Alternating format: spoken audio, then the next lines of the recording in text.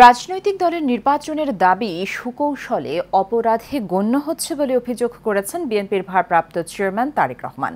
সকালে জাতীয় প্রেস ক্লাবে এবি পার্টির পঞ্চম প্রতিষ্ঠা বার্ষিকীতে লন্ডন থেকে ভার্চুয়ালি যুক্ত হয়ে সব কথা বলেন তিনি।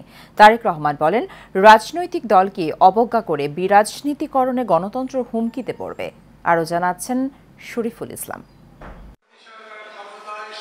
এবি পার্টির পঞ্চম প্রতিষ্ঠা বার্ষিকী উপলক্ষে জাতীয় প্রেস ক্লাবে আলোচনা সভার আয়োজন করে দলটি।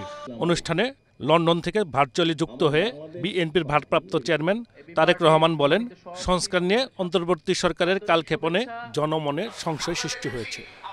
অত্যন্ত সুকৌশলে দেশে এমন একটি আবহাওয়া তৈরির অপচেষ্টা চলছে, যেখানে নির্বাচন অনুষ্ঠানের দাবি করাটাই যেন একটি অপরাধ। জাতীয় নির্বাচন অনুষ্ঠান নিয়ে অবজ্ঞা সূচক বক্তব্য মন্তব্য কিন্তু পলাতক স্বৈরাচারকেই আনন্দ দেয়। অপরপক্ষে এটি গণতান্ত্রিকামী জনগণের জন্য কিন্তু অপমানজনক।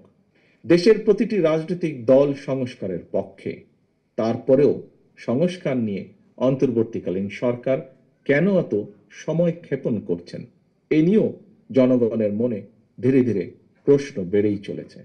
এ সময় তিনি বলেন, বিরাজনীতিকরণ করলে গণতন্ত্র হুমকির মুখে পড়বে। রাজনৈতিক দলগুলোকে অবজ্ঞা এবং জনগণের রায়কে অবহেলা করে বিরাজনীতিকরণকে উৎসাহিত করা হলে সেটি শেষ পর্যন্ত গণতন্ত্রকেই ঝুঁকির মধ্যে কিন্তু ফেলে দেবে। অন্তর্বর্তীকালীন সরকারের প্রতি আবারও আজ এই অনুষ্ঠানের মাধ্যমে আহ্বান জানিয়ে বলতে চাই, সুনির্দিষ্টভাবে জাতীয় নির্বাচনের রোডম্যাপ ঘোষণা করুন। কিতাবি সংস্কার দিয়ে ফেসিবাদ ঠেকানো যাবে না বলেও মন্তব্য করেন তারেক রহমান। কিতাবি কিংবা পুঁথিগত সংস্কার দিয়ে স্বৈরাচার বা ফ্যাসিবাদ ঠেকানো যায় না। সংবিধান বা আইন না মানের কারণেই মানুষ ফ্যাসিবাদী হয়ে ওঠে। জনগণকে রাজনৈতিক এবং অর্থনৈতিক ক্ষমতা নিশ্চিত করা না গেলে শেষ পর্যন্ত কোনো সংস্কারই বোধহয় টেকসই হয় না।